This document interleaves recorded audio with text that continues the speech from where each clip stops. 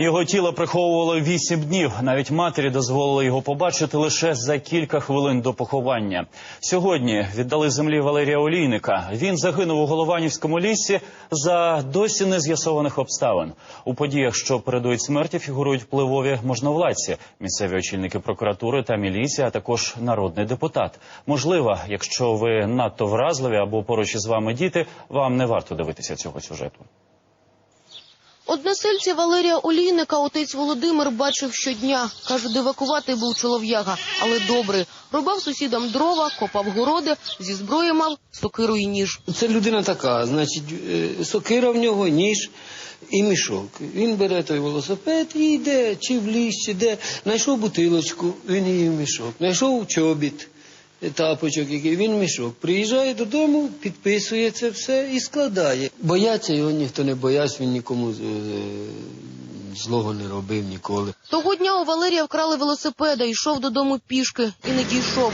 Мати Любов Олійник згадує, за 2 дні по смерті сина до неї завітали гості – 2 жінки та 4 чоловіки.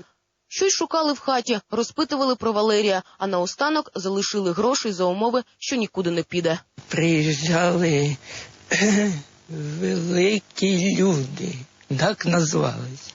Вони заходили і шукали бумаги, і шукали одежу, і все. Ну то воно без толку. Оце від усіх 200 рублів грошей дали мені.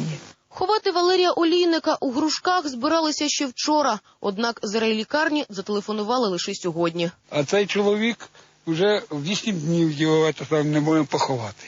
За тілом Валерія Олійника їде вся Грушківська громада і 81-річна мати. Жінка каже, на упізнання тіла її не запрошували, не були в трупарні й односельці. Нікого, ні голову сільського раду не питалися, ні свідетелів не брали сусіди. Ви розумієте, робили, творили, що хотіли.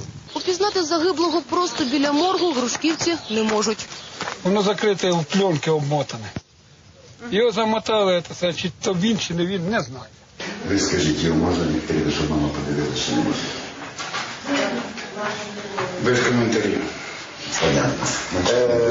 Без камери і без мікрофону. У якому стані тіло та чому його так щільно закрили, не каже і працівник трупарні. А скільки там поранених? Я не знаю, це все до судмедексперта. Упізнання роблять просто на машині. Матір та завідувач Грушківського кладовища. Зав цвинтаря каже, ніколи так тіла не приховували. Хай яка спека не була б і скільки б тіло не пролежало б у морзі. Да, він, 100%. На обличчі поранень немає?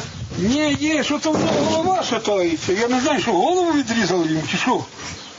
Ну що, голова шатається, тіло ні, а голова шатається. Довідку про смерть у лікарні не дають. Відряджають до слідчого Кіровоградського відділу прокуратури. У документі написано, загинув через гостру втрату крові внаслідок вогнепального поранення. Селяни формулюванням здивовані. Чисельні вогнепальні поранення. Чисельні. Нижчих кінцівок з використанням нема очків. Вогнепальної зброї. З використанням вогнепальної зброї. То і нанесення ушкоджень. Отак. У прокуратурі пояснюють, чому для ідентифікації тіла було легше знайти Олійникових шкільних друзів, аніж його матір. Хто був на той момент установлен, той був приглашен. Це було в перші сутки.